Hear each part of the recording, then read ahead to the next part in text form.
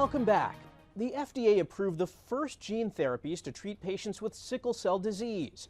About 100,000 Americans, mostly people of color, are living with this painful condition that dramatically shortens a person's lifespan.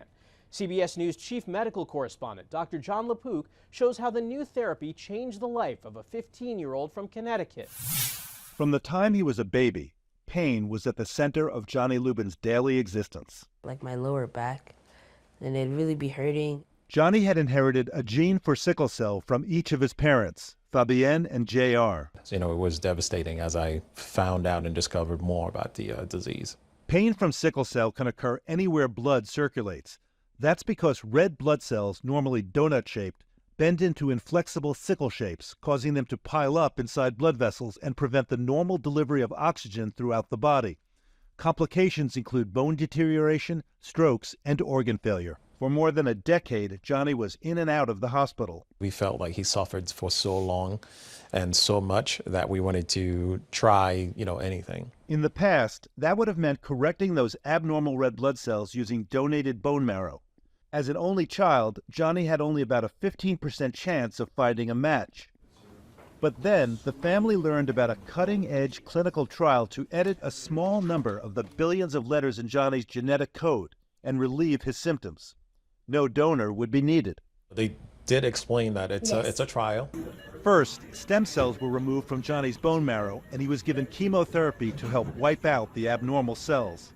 Then, in a laboratory, the gene editing technology called CRISPR was used to increase the amount of a protective form of hemoglobin, a protein that picks up oxygen from our lungs and delivers it throughout the body. The cells were then infused back into Johnny's bloodstream. Dr. Monica Bhatia is chief of pediatric stem cell transplantation at New York Presbyterian Columbia, and Johnny's doctor. You're reprogramming your cells to produce fetal hemoglobin.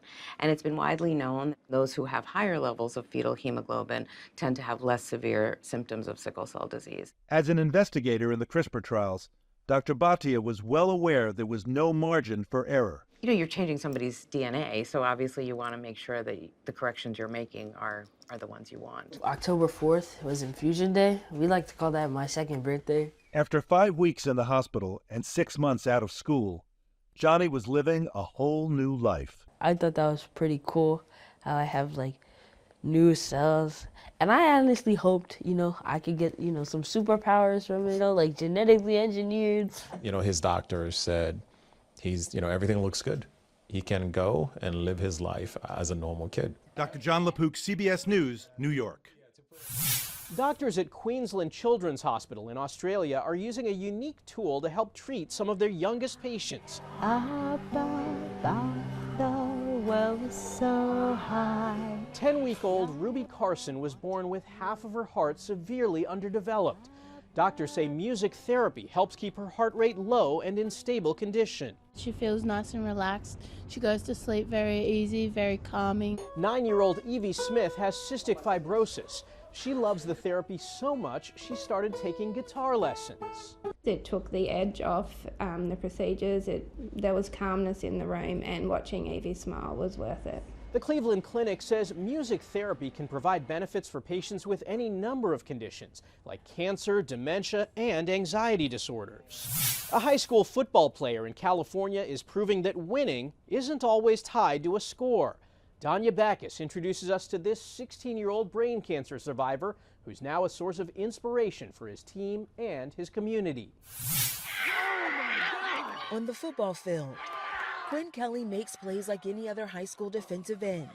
But off the field, his parents say it was hard to imagine Quinn would ever play this sport. No.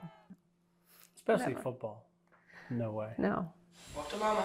Quinn was a healthy baby until at 14 months he was rushed to the hospital. Doctors discovered Quinn had an astrocytoma, the most common type of brain tumor found in children. It had burst, and he needed emergency surgery. He lost all capacities to swallow, move, anything. He just lost absolutely everything.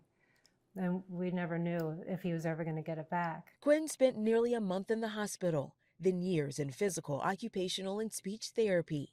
It wasn't until the age of 6 that he was able to walk on his own. Now at 16, he still struggles with balance. I fall down at least At least once every practice. But he never doubted his spot on the gridiron. And as soon as his neurologist cleared him to play, Quinn was not going to fumble the opportunity. Why football? Because it's fun and like, who doesn't want to hit someone? The impact of his hits go beyond the game. He is just one of the guys and just wants to be treated like them and works as hard as everybody else, if not at times harder. His Malibu High School teammates consider him an inspiration. If Quinn could play football, you could kind of just believe that you could do any physical sport or even just anything. Proving overcoming life's hard knocks is also how you win. Danya Backus, CBS News, Malibu. After the break, the innovative procedure doctors used to keep this baby alive until they found him a heart donor, and the surprising health benefits a real Christmas tree provides.